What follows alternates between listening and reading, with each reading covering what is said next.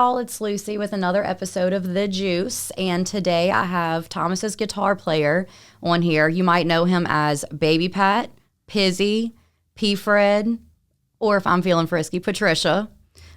So we are going to talk about a lot to do with music, your incredible talents, and just like the relationship, the things that we've gone through with the band, all of that. So let's just see where it goes. Awesome. To start off, how long have you been with the band? And I actually can't even remember how you became a member. Do you remember that? I do remember that, yeah. So I think I've been a member at least 2.5 years, maybe coming up on 3 now. Okay. So I remember I was at my apartment at the time, just practicing and doing what I could at the time because I was fresh out of LSU. And actually Thomas hit me up. He texted me. He said, hey, I'm looking for a guitar player for my country band.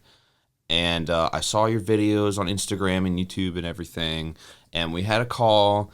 And I basically said, country's like not my main thing, but I'll do it. Well, don't you have a degree in, is it jazz? So, yeah, I do have a degree in jazz studies from LSU. Technically, it says music, but so basically I did 2.5 years of classical guitar and then 2.5 years of jazz. So kind of those combinations. So I told him country wasn't really my thing, but I'll still do it. I'm looking for gigs. And I remember showing up. The first show was Reunion Lake. And I was really nervous, but about halfway through, I was like, okay, I could kind of do this. Sounds like me with every podcast that I record. I start off a little nervous.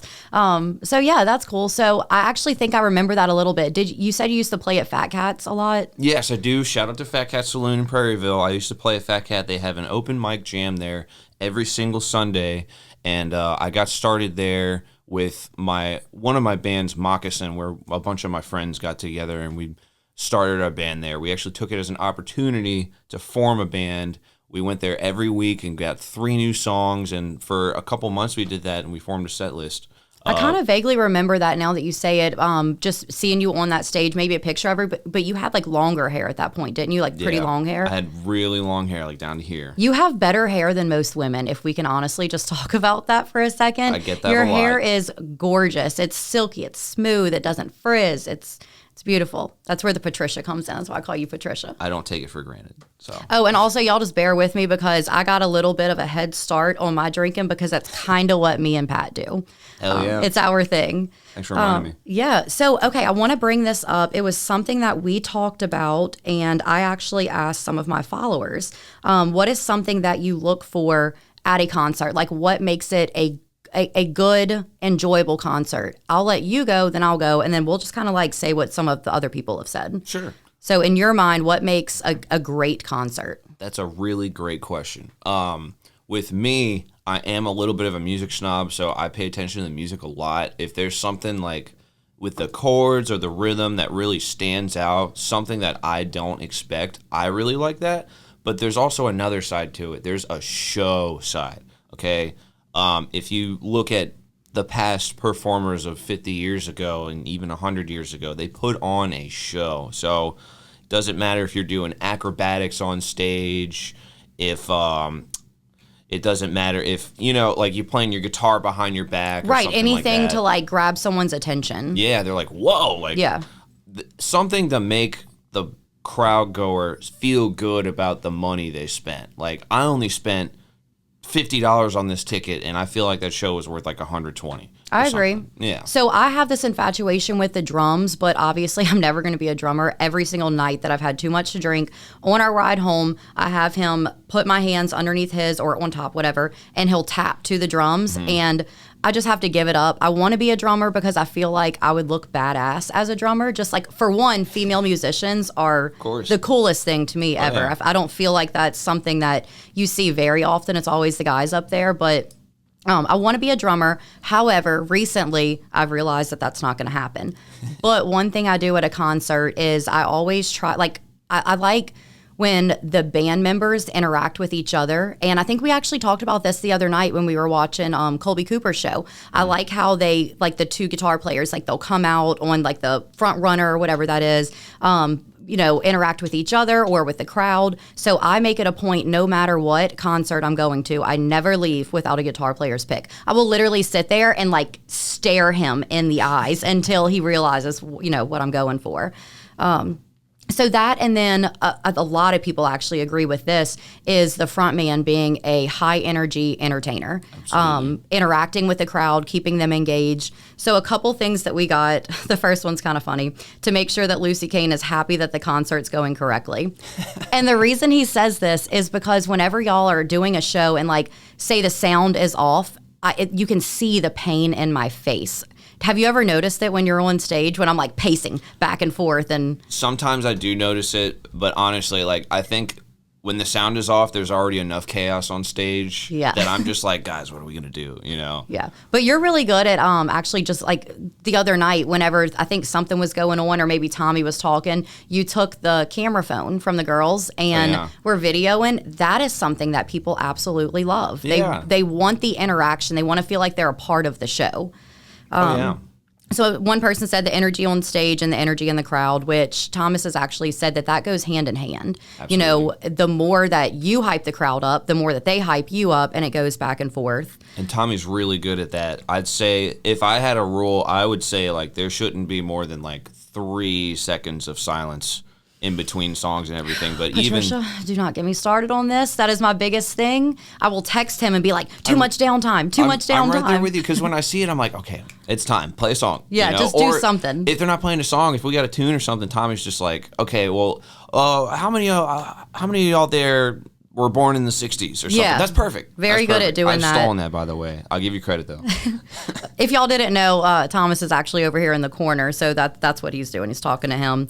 So again, we get a lot of stuff where it's just great energy, interacting with the crowd. And someone said whenever the kids rush the stage. Yeah. And like that's one thing about y'all is you entertain everyone from like age 5 to 85. You have something in your set list that is going to be hip hop. It might be, like Linkin Park or what is that? Heaven. Who is that? Bryan Adams? 80s, yeah. Yeah. So y'all have an array of things that y'all do to keep the crowd going. Yeah, and that's one thing that really attracted me to like this whole scene is that you can go to a festival, you could still drink beer, and you can still bring your kids, and everyone can have a good time. Festivals are great, and that's actually how I met Amelia, the little girl that I bring on stage now. That's awesome. She reminds me so much of my daughter, and it's nice to actually be able to have her there and come up there. And you never know, like when you get the kids involved, and I'm actually going to bring that up next. When you get the kids involved at a young age, that sets the tone for them. Like I say this in every episode, there's a stigma around certain things, and I hate to say it, but there's a stigma around being a musician. People will sometimes tell their kids, you need to go to college, you need to do this, you need to do that. But you can make a great life in music. And having the kids there is really cool. And speaking of the kids, what do you do in your off time when you're not actually playing shows with Thomas Cain? Okay. Great question. I actually teach at School of Rock in Baton Rouge. That's so cool. I teach private lessons for guitar and bass. And I do rehearsal groups. So it's basically like I'm a band director, but for rock bands. I have some really, really talented kids over there. They're all stars, I swear. Like some of them, like they're going to be somebody, I swear. And it's just, at first I took it kind of as a job, to maintain a living while playing guitar. Mm-hmm. Because that's not easy, But really recently, like a couple of years ago, I realized that it's one of the greatest privileges ever to be able to teach such talented kids and not only be a positive influence for them, but steer them in the right direction as well. Right. And obviously we drink and we have a good time, but you being the person that you are and living this crazy, chaotic music life, you still are able to show them that you can do this and have fun, but you don't have to get involved in the craziness of the music world, like all the drugs and all the crazy stuff. So I actually remember, I think we were leaving for tour. We actually picked you up on the tour bus the night that you had your kids from School of Rock playing a show. Yeah. You really do have some stars, like the little front girls that were up there rocking. Oh my God, they were killer. Yeah, they're so talented and they love it too. Like I'm convinced that, like a lot of these kids, they do basketball and sports and they do like something after school every day that's different. They might have sports, swimming, painting, and then music. but like some of them I could tell, this is what they want to do. They eat, sleep, and breathe music. Exactly. And that's, I feel like, how long have you been playing? Have you always been that way? Like, did you start playing guitar at a very young age, or did you just like wake up one day as a teenager? I'll give this story that I give everybody. So I started playing piano when I was 3. So I came home from church one day and I had a piano in my room, like a little keyboard, and I just played Ode to Joy, just like 2 fingers. And then one day my brother was just like, "Hey, Dad, come look at this. Like, he's playing Ode to Joy, and that's really cool." So fast forward, my brother, he started playing trumpet in the high school band and elementary school band. He basically inherited this trumpet from my dad, so he got into trumpet a little bit. And then I learned trumpet from him, except the difference I didn't know between... that you play that. Oh, yeah. Before I played guitar, I played trumpet. And it was kind of weird because every time my brother would teach me, like, I remember one time I cried when he was trying to teach me. Like, I just couldn't get the notes. He's like, "Why aren't you getting the notes?" So I understand that sometimes it could be a stressful environment. But fast forward to a couple years later, Guitar Hero 3. Okay, that was... Love it. Yeah, that's the only time I ever consider myself a musician. Is fun. Whenever I'm playing like Guitar Hero or Rock Band. Yeah, and it makes you like, you're like, look at you on stage. I'm a badass drummer on Rock Band. Yeah. I mean, don't play with me. Hell yeah. Put one of those on stage and see what I can do. Come on. Yeah. I learned a song from there, a funny story. I wanted to try real guitar, and my brother had my dad's guitar from the 80s, and I asked him, like, "Hey, can I try that guitar?" And he's like, "No." So I took it from him anyway, and... As you should. Yeah, the first song I learned was Raining Blood by Slayer, because that was on Guitar Hero 3. Okay. It's very weird. I don't think a lot of people expect that out of my answer, because I'm not, like, that... I'll be honest, I don't know what the song is, but I will go look it up. It's metal? Dude. It's hardcore? Okay. It's like... It's Raining Blood. I may not go look it up. Yeah. You could put two and two together with that. And then I learned that, and then I learned what tabs were. My brother, he had a lot of friends in high school that wanted to like make a band and stuff. One of them, his name is Blake Jerison, and he went to Berklee College of Music in Boston. He lives in Austin, Texas, and he has a touring band of his own, and he plays with his wife. So it's very cool. And, I love that, like a husband-wife duo. Yeah. I wish I could sing. I really do, because honestly, could you even imagine if I could just go up and sing one song? One song, yeah. Yeah. Well. I mean, get Lady Gaga "Shallow" or something. Or wait, what's that song? We were sitting in the back of the tour bus on the tour, I think, actually, and "Carry by Europe" was on, and I was singing it because obviously I was drinking, and Tommy goes, "Did y'all just hear that? She just hit that note. She hit it." And so I kept singing and sounded like shit for the rest of the time, but like I had that confidence in me at that point because he said that I hit it. Love it. Love it. But speaking of the tour, did the kids at School of Rock think that was like the coolest thing ever, that you were picked up on a tour bus to go across the country? That was pretty cool. Most of the time I'm kind of real with them. I definitely leave out some parts. Yeah, have to. Just because, they don't need to hear a lot of stuff. But they thought it was really cool. And I always tell them, especially when I got back from tour, like, the reason that I am here is because I believe in all y'all. Mm-hmm. I think if y'all do even the slightest bit of work that I did, then y'all could be where I am today. And I think that really inspired them. For sure. And this is just the beginning. But speaking of the tour, if there was not even like the music side of it, or I guess like the places that y'all played, what was your favorite part of the tour, or the favorite place that we visited throughout? Obviously, we're going to go into the things that people really don't know, like the hard side of the tour, but what was your favorite thing, the most memorable? The most memorable thing, really, the more I think about it, I think it was when we were in that campground in Mount Shasta. That was mine too. Okay, I think, was it, oh wait, I thought that was Lake Tahoe. We were also in a campground over there. But what was the one where we had the cabin? That was Lakehead. Okay. Okay, yeah, that one was cool. That one was really fun. We all sat out there and karaoke'd. We did that. My favorite part was honestly just looking up at the stars during that meteor shower. That is when we did that. Okay, so I was getting them kind of mixed up a little bit. That was one of the coolest things ever. I've never seen a shooting star in my whole life. But like for y'all that are listening, it was all of the band members were just sitting outside at, I don't know, like 1 o'clock in the morning. 1 o'clock. And you could see like the stars just shooting across the sky. It was the most beautiful, calming thing ever. Just sitting there in darkness, but the only lights are the stars. No phones. I don't remember anyone taking out a phone. Well, I did all. at one point because I downloaded that Night Sky app to where I could like see where Jupiter and all of that stuff was. Yeah. But our life is so loud, so busy, and so chaotic that was so relaxing to just be able to sit there and have nothing, but except for just like being around each other. Yeah, that was my favorite part for sure. I think my favorite part was Lake Tahoe, which was the other campground that we were at whenever we had 4 days of doing absolutely nothing. And so like during the day we would play basketball, we would do all of that stuff, but at nighttime we'd sit around the fire, and I think we probably shouldn't say it, but like we went around to the different campsites and stole like 6 or 7 propane tanks throughout the night to be able to keep the fire going. I didn't know about that, and I will pretend I didn't hear that. Okay, yeah. It's fine. I mean, they can refill it. It's no big deal. It's just propane. Yeah.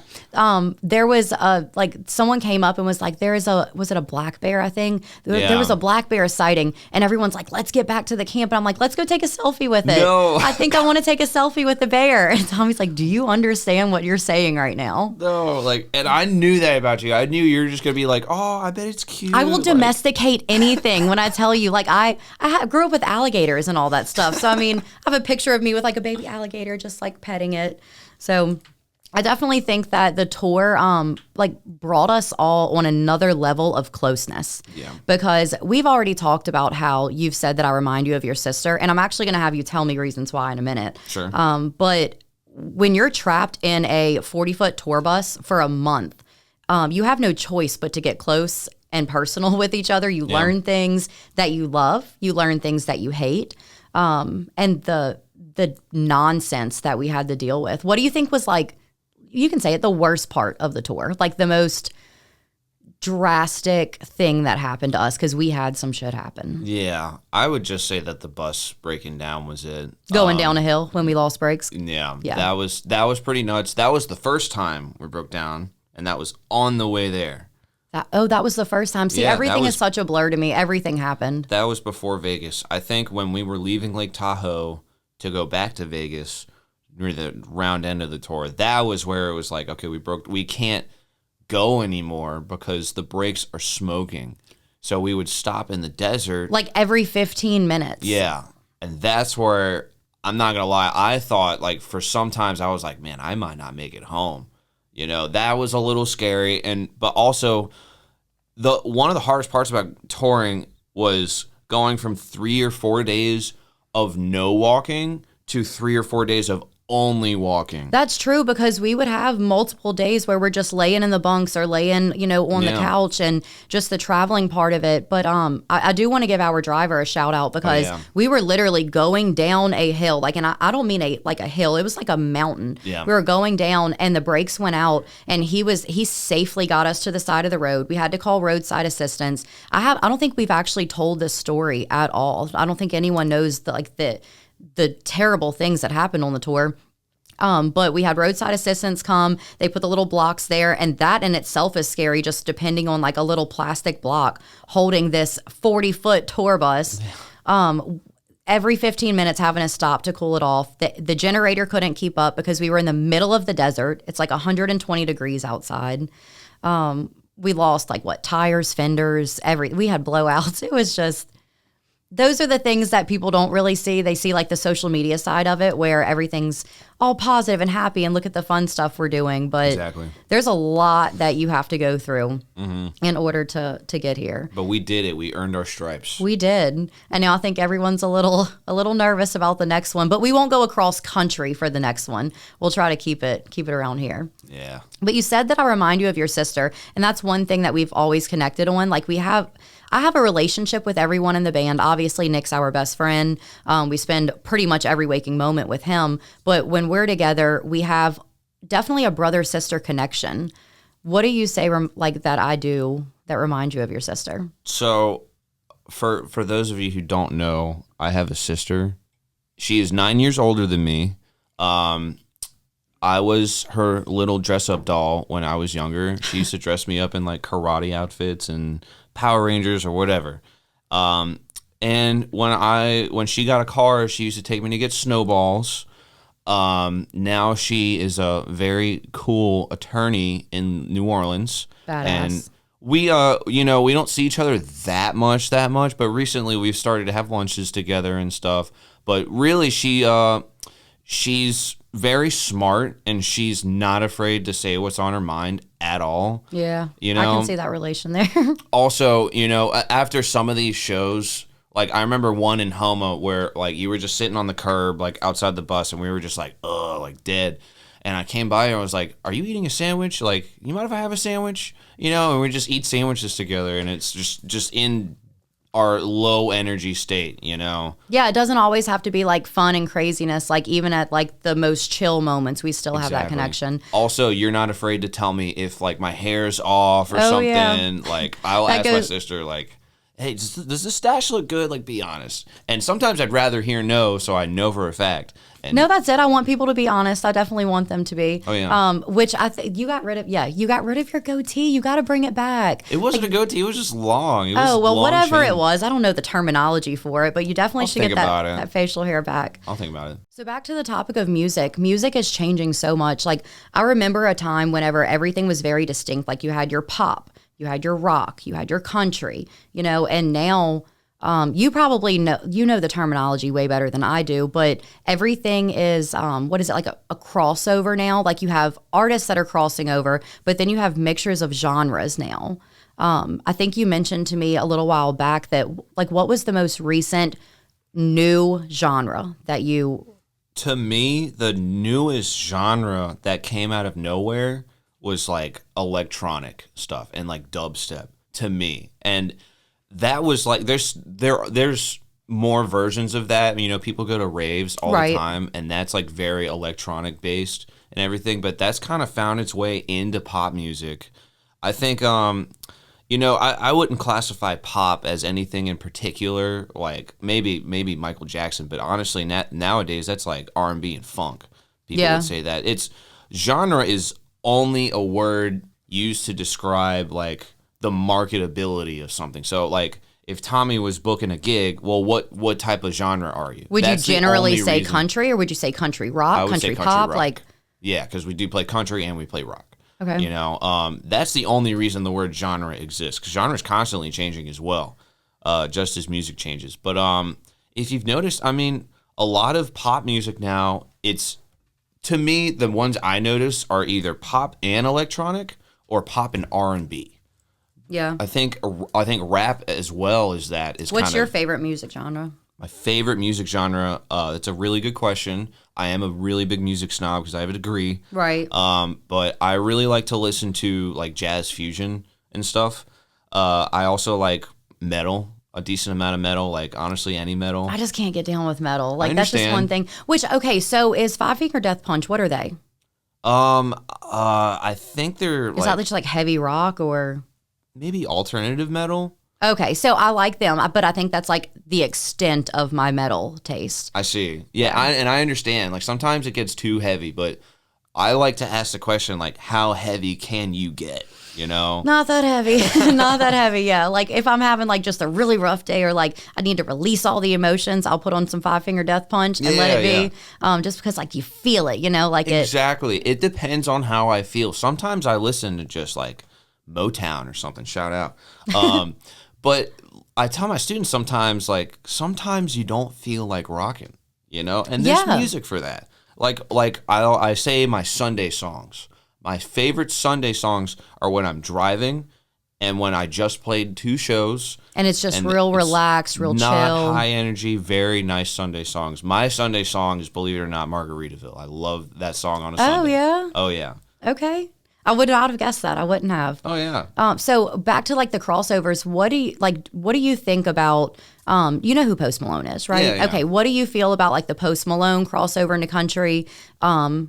I personally like that one, but also, what do you feel about like the Beyonce crossover into it? Be honest. I want to hear it. There's an old saying, music is a reflection of society. Okay, I think anything that's going on musically is a reflection of society. I like Post Malone crossing over into country. I like Beyonce crossing over into country. See, I don't like Beyonce doing it. I don't. Why not? I just don't feel like okay, so she has like, okay, let me gather myself here so I don't say the wrong thing. Post Malone, the music that he was doing, he has a voice that is very distinct, and his voice fits well, in my opinion, with the country music. Beyonce, I'm used to hearing like her R&B type stuff, and she has a certain accent that I don't feel like is very country. Like you want to hear a little bit of that twang or a little bit of that accent that reminds you that it is country, aside from just the musical aspect of it. That's that's my personal opinion. But I also don't know music like y'all know it. Like I'm learning how to, it took me forever to be able to hear bass in an actual song. Like I could not hear it. But as I go on, I'm learning. But that's just my personal opinion. I really like that answer because it made me realize or ask the question, like, is it country without the accent? Because if it's without the accent, it might sound a lot like pop music. Right, because you can talk about trucks and being like lifted trucks and beer and all this stuff, but you can tell when someone is genuinely country or genuinely from the South or whatever. And I might be going like way too off on that, but I just don't feel like Beyonce is a fit for it. Taylor Swift, which we talked about her before, she was more country and now she's more, I guess you call it pop. She's never had the country thing for me. Even when she was considered country, to me it was just the musical sound. I don't know the words again. The music behind her is what made her songs country. Now it's not country at all. Yeah, I understand. I think I would agree, honestly, with Taylor Swift. She really realized how much she could do. And like, look at her now. She's a powerhouse. She is. We've talked about that before. 3 sold out dates at the Superdome in a row. Like, and no matter what you feel about her, you have to give her the respect. Yeah. She puts on a killer show. Yeah. It's awesome, really. I think as far as Beyonce and Post Malone goes, think about the people who really, really like their music, okay? Mm-hmm. Think about the people who really, really like country music, Right. I think there's a unification factor with both of those people on different sides of the country, any side. You can put different X side, like political sides, lifestyle sides. They have something in common now. And whether they wanted to do that, I don't know. But it's kind of like a unity. It's more of a unity. And that's what I really support about it. Okay. Well, you said that you played, was it the trombone or the trumpet? Trumpet, yeah. Okay, the trumpet. What all instruments can you play? I'm not that great at trumpet anymore because I don't really practice. I'm not that bad at drums. I can hold the beat. And I can do a flam. A flam? That's the only thing that I know how to do is a flam. Like we were actually the favorite place that you said, Lakehead. Mm-hmm. That was when I learned the flam. So I'm very proud of that. I will forever just be like, if there's a flam coming up, give me my own little set and I'll do it. I love the drums. Yeah. There's so many things you could do. I think drums are the ultimate form of mind-body coordination. And that's what I lack is the coordination. Like he does this thing whenever we're like out drinking or whatever, to where he'll have me like hit his top hand, his bottom hand, and like do my legs. And I can do the hands all day, but when I try to add the legs into it, it's like my brain can't separate to do the hands along with the feet. I can't do it. It's very hard. It's not easy. I don't have much musical talent at all. Like whenever I met Tommy, I just knew that I liked music. But as we get into it more, I complain that like I can't play an instrument. I can't do any of that. But he's recently told me that I have an ear for music, that I could, like, you don't have to know how to play an instrument to be a producer or engineer or whatever. Producer, not engineer.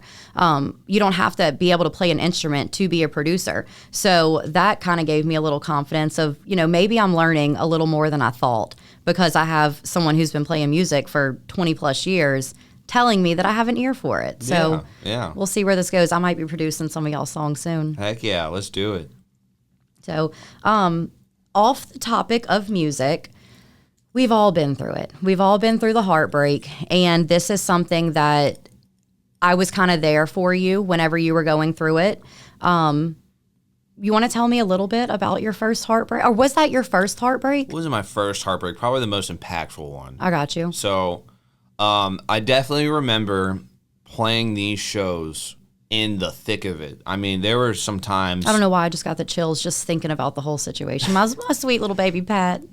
I understand. But for a period, about a year, I would just go through these things with this person I was dating, and it was so hard playing these songs about love and love and love. This is a love song. The next one's pretty a love much song. all Tommy writes is love songs. So I mean, I understand that. It was so hard doing that, and it made me so sad. And I forgot, like, I'm supposed to be entertaining these people. This is my job. Oh. So, and I'm just like, man, I can't do it. I felt like the sad clown up there, you know. But it took me a while to realize I don't really believe in predestination, but I believe that I was born to do exactly what I'm doing.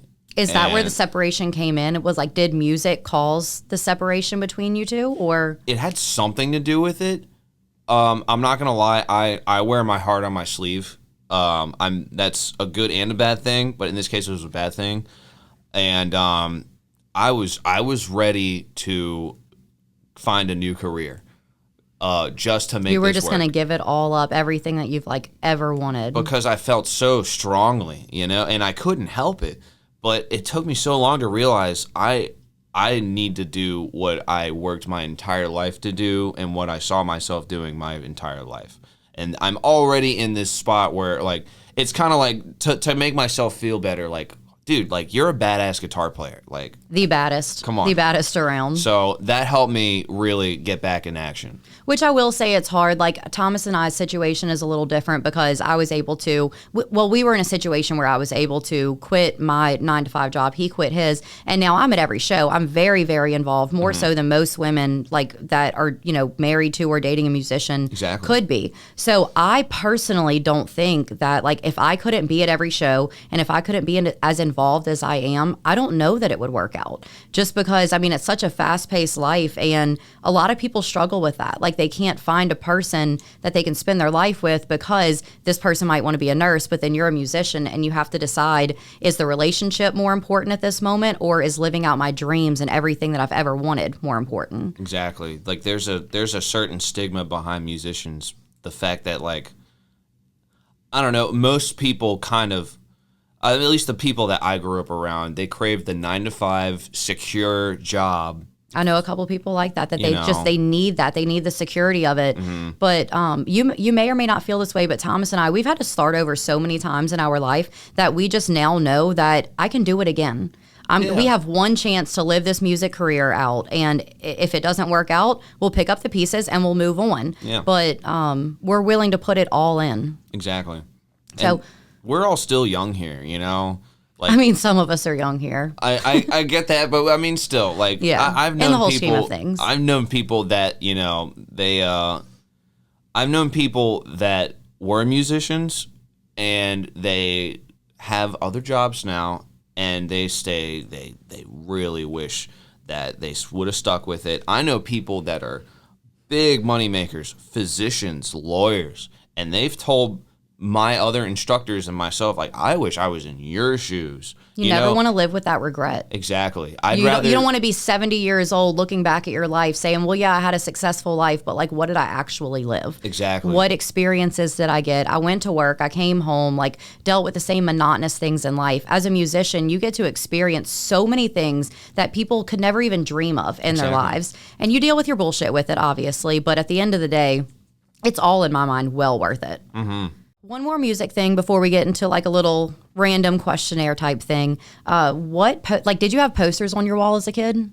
Yeah, what? What posters did you have? Like, what bands or? Rush. I'm a huge Rush fan. That was my first concert in 2011. I was in 7th grade.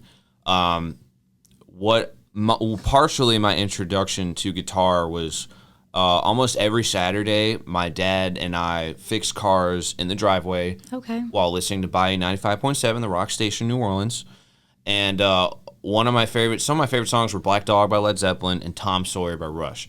And when they were coming, me, my brother, and my dad went, and it was an awesome show. At the time, I was, I think, 11, and some of the stuff I didn't get. Like, they were posting some really weird things in the background for, like, the the LED screens, like these weird figures doing these weird things, and I'd tell my dad, like, Dad, that's really weird. Why are they doing this weird stuff? And my dad goes, son, musicians are weird.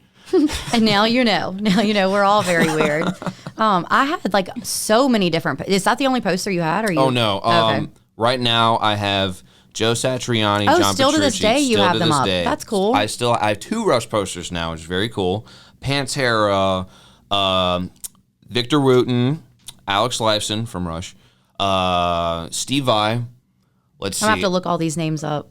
They're all guitar players. I'm such a guitar nerd. You know those football interviews where like people interview football players and they ask them about anything outside their life and they're like, yeah, we played our best and we just need to up our defense. Like your life is just guitar. I feel like that sometimes, and it really makes me think. But it's not that bad. You know? It's super cool. No. So just remembering back, I obviously like had Britney Spears, Backstreet Boys, NSYNC. Then I had like Linkin Park. I had Kenny Chesney, Lil Wayne. So I mean, like I had my musical taste has always been like all over the place. So I think that's cool to like get to know that mine was all over and yours was kind of strictly just your guitar players, or is to this day. Yeah. I've always had my idols, but it always varied. Yeah. You know. All right, so obviously you love your guitar players. It's what you eat, sleep, and breathe. If you could have a Mount Rushmore of 4 of your just ultimate best guitar players, what would they be? Mount Rushmore, like 4 of my favorite guitar players put in a mountain? Yes. Okay, that's a great question. I'm glad you asked 4 because I definitely can't do 1. Okay. Let's see. My guys. Let's see. Ooh, it's hard. 4. All right, can you give me 5? Give me 5. For this instance, I will. Sure. Okay. Okay. So let's see. Can't leave anybody out. Alex Lifeson from Rush. I'm looking all these people up. You got it. They're great. They're great. Let's see. John Petrucci from Dream Theater. Eddie Van Halen. I know that name. Gotta have Eddie Van Halen.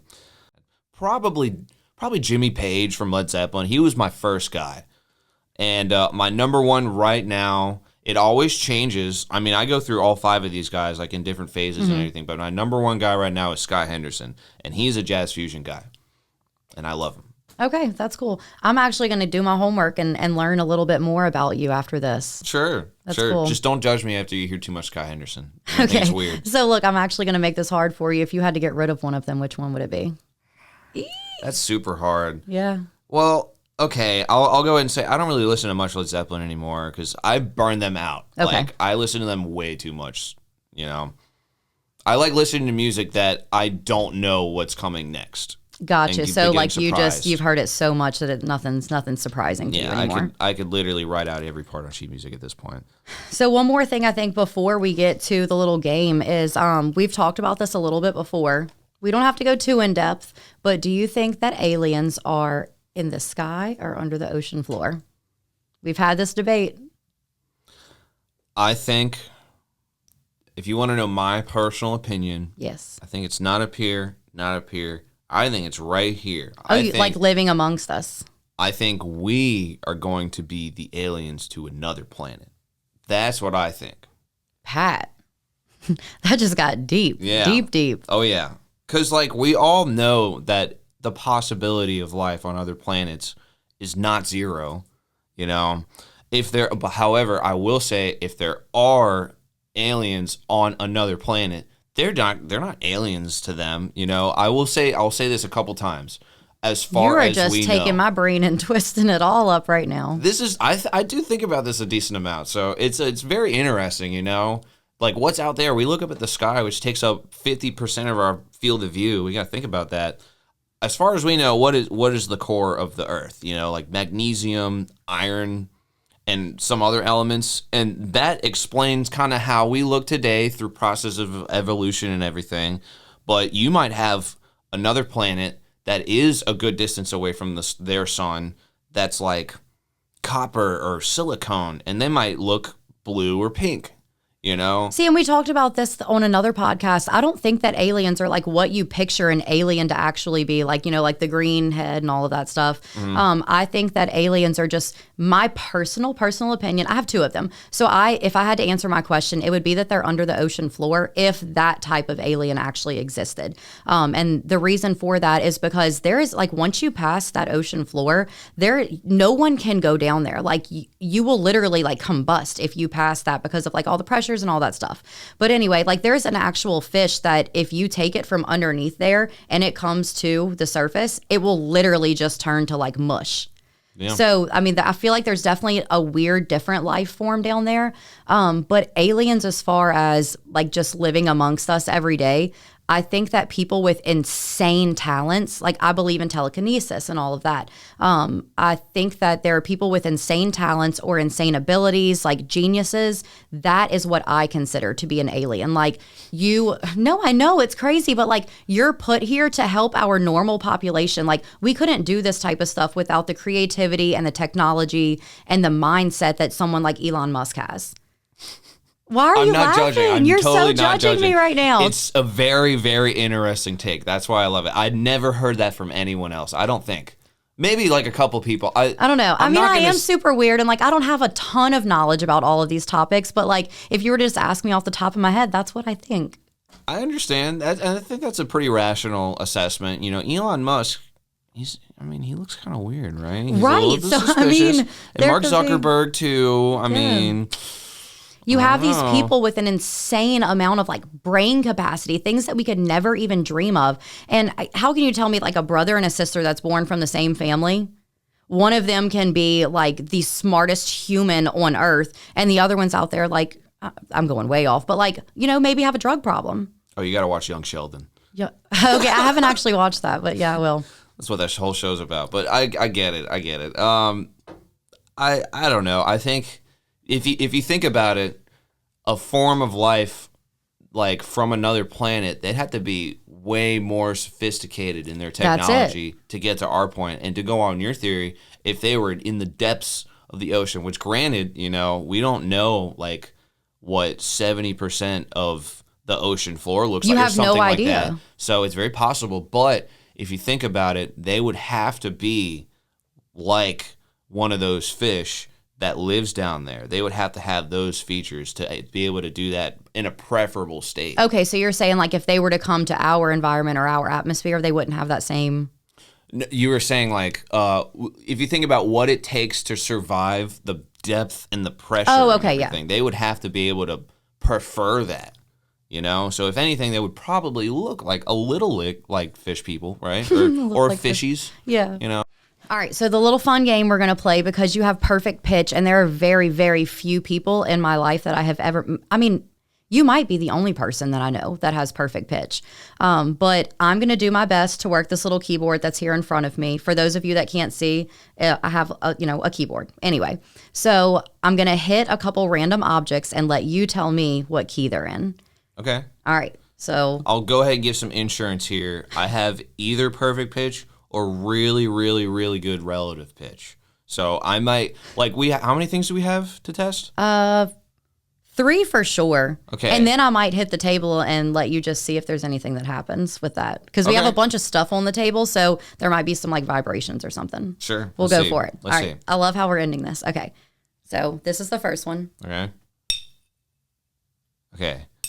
Go ahead and, can you lay it on the table? Let's see. Oh, lay it on the table and do it? Yeah. Okay, that's definitely a high E. So a high E would be... Scroll. Oh, no. Oh, wait, how do you scroll on here? I don't think you can. Bear with us, y'all. Let's see an octave thing on here. Let's see. See, this is why y'all should be watching the YouTube version so you can see all of this chaos that happens. So I think it's this E, but like up an octave. Try it again. Oh, you're hitting it with the wrong... Yeah. I wish we could go up an octave. Kind of like that. Okay. It's really close. Gotcha. If we could go up an octave. Wait, I keep bringing that up. Let's just do another one. Let's see what happens here. Okay. Okay, so that is metallic, and it's kind of like a bell. So bells usually have 2 tones. Okay. So, you want it again? That was one of them. Yeah, hit it again. Oh, wait, hit it again? That's almost a tritone.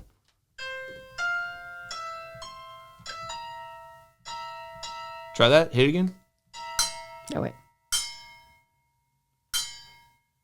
And there's like one more that's kind of way up there that you can't hear. It blows my mind. It completely blows my mind.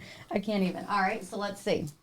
This is dangerous. I can't be around whiskey, but we're just gonna This might be my favorite one. We're gonna sit it here and hit it with a ring. Let's see what we can do. Yeah. Do this one. What part of it? Does it matter? I don't think it matters. Take your hand off.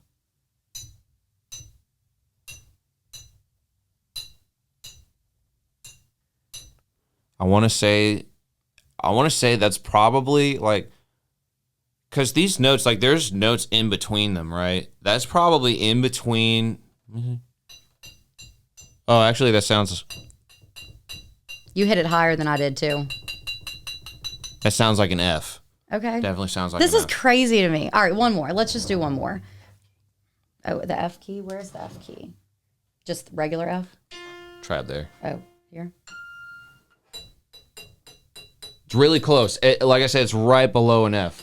So if you drink a little bit of it, it might be an F. I will not be drinking any of that. Tequila is my thing. All right, one more for you, and we're going to get out of here. Sure. So let's just see what happens when I knock the table. Okay. What happened? What do you hear? Did something happen? No, nothing happened. I want you to tell me what key it's in. Because we have a bunch of stuff on here, and it vibrates. Okay, wood's a little harder.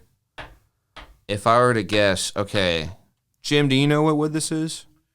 I think it's cypress. I think Cypress. Okay. Now cypress is not a tone wood, so there are some woods that guitars are made of, right? That exaggerate certain tones. I don't think cypress is one of them. They might be. I think I've heard people using electric guitars for cypress for electric guitars, but. One cool thing, I can't tell you the tone right now because there's like a lot of them. Right. But one cool thing you can actually hear, this is a little bit different than this side. You hear that one's a little bit deeper. A lot of guitars they're really like 2 or 3 pieces smushed together and glued in. So you could actually tell if it's a 2-piece or 3-piece based off of what section of the guitar you knock on. I am not even going to pretend like I have any idea what you're talking about, but I just wanted my viewers to see how cool you are. Like, you really have so many different things about you, and I thought that was like really impressive. So anyway, you have social media. You're obviously a part of the Cain Band, or Thomas Cain. So if they wanted to find you on social media, do you know your handles? Yes, my main account is pfred916. I want to go ahead and give a shout out to my other band, Pat and the Pistols. We didn't even talk about that, yeah. Yeah, we play at Fat Cat Saloon a lot. We host there on Sundays at least, maybe like once or twice a month. But that is called Pat and the letter N, the Pistols. Pat and the Pistols on Instagram. Awesome. I had so much fun with you. I knew this was going to be a cool one. I had fun with you too, Lucy. All right. Well, if y'all had nearly as much fun as we had, you can follow him where he just said, or follow me on all of the social media platforms, The Juice with Lucy. And if you didn't enjoy it, which I honestly don't know how you could not enjoy this one, but if you didn't, not my problem. What's wrong with a little bit of crazy?